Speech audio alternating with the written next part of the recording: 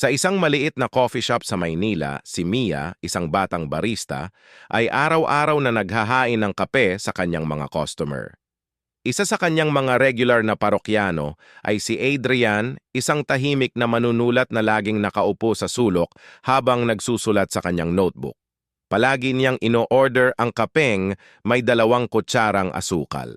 Isang umaga, sa gitna ng ulan, napansin ni Mia na nalimutan ni Adrian ang kanyang notebook sa mesa.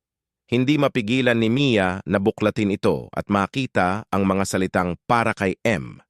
Sa kanyang pagtataka, napansin niyang ang bawat pahina ay puno ng mga tula at kwento tungkol sa isang misteryosong babae na palaging nagdadala ng init sa kanyang puso. Kinabukasan, bumalik si Adrian sa coffee shop, mukhang balisa. Agad niyang nilapitan si Mia. "Miss, may nakita ka bang notebook dito kahapon?"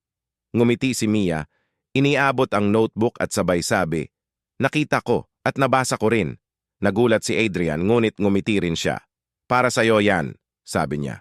"Matagal na kitang sinusulat sa mga pahina ng aking buhay." Namula si Mia tumingin kay Adrian at sabay sabing, "Bakit hindi mo ako isama sa susunod mong kwento?"